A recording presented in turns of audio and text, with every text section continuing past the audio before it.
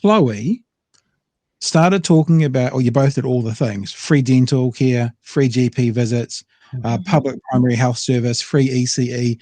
And she started that list of what you want to do by saying a green government means. And I thought to myself, oh, what does a green government look like? What is a green government? We want to lead the agenda. We are setting the agenda with this budget, and we are being very clear about it. We want to lead the next government, and we are putting all of our stuff on the table. We've literally got a plan for how we can have an Aotearoa that can look after people properly, that can look after our living systems, our ecosystem properly. And we're saying to the people, you can choose this. You can choose this. And that would help us to have Greens at the heart, Greens leading the next government. It's up to the people, and that is our point. And we've got a plan, we're putting our cards on the table, and that's what we're offering and getting behind.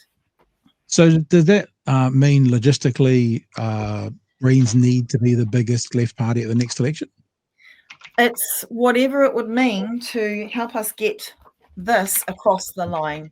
And, you know, that can look different ways. You've seen this government being sort of led all sorts of paths by its other partners. So our point is it's up to the people to create and choose what the next government looks like. And we are being clear and saying we want to lead the next government. Okay. So tell us about the ideas: free dental care, free GP visits, primary healthcare sector, and free ECE. Tell me about the plan for all of those wonderful sounding things. Look, can I start, Pat, by talking about my experiences when I was having treatment for breast cancer? Many other women that I was talking to were not in a privileged position like myself.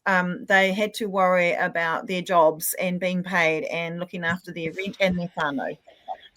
When someone receives an illness, a diagnosis like cancer, the last thing that people need to worry about is going back to work. And in our case, it was women in between chemotherapy infusions who feeling their crappiest, whose immunity is at its lowest point. It's actually quite dangerous.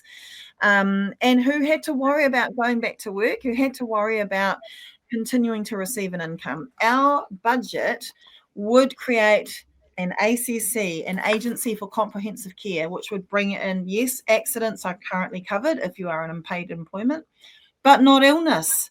But not, that includes a cancer diagnosis. Why on earth not? We can create a system that pulls all of those health needs into one system and make sure that people with an illness diagnosis are also provided with income support in the same way that we currently do that for accident and injury. And that's one of the other things that was in this budget. So alongside free GP visits, oh my goodness, how many, like we think about ourselves or the people that you know and love or your friends. Far too many people avoid going to the doctor because of cost. So we know this is a thing. Now, on the system, it can cost $50 for a GP system, the cost to the system for a GP visit.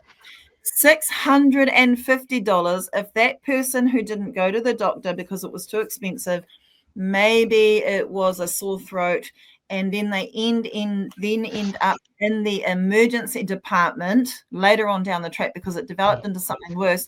$650 is what that cost ends up being to the system. So free GPs isn't just about making sure that people do not have to hesitate to go to the doctor for checkups. Even high blood pressure can develop into diabetes, into, you know, other conditions. So it's about making sure that there's no barriers. And of course, yes, we need to train up more GPs. Yes, and we've accounted for that in our plan in a way that successive governments have not.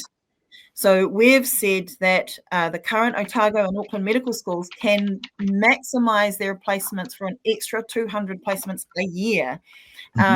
And we've accounted for that in our funding. So these are the sorts of things that we have included in our budget. Free ECE, Pat. We've had a system here that recently has seen the majority of ECE centres be privately run, and often big, large international corporates who are using our tamariki as business units, as big business units, make a profit off government subsidies, many millions to just one organization, $20 million a year to the Right Foundation, off government subsidies, off our money, for their private pocket. We want to bring ECE into a publicly funded system, which would, because that acknowledges that early childhood education is a common good, is a public good. And we would pay teachers directly. Government would fund that and lift those admin costs and burden and salary costs off any centre that wanted to opt in to the public system, but no more government funding to private centres who want to stay as a profit-driven private centre. These things just make sense to me. There's so much more, like people in rural communities who currently do not have access to ordinary GP checkups or visits. It might be 2 hours from Ruatoria, where my mum lives, to Gisborne.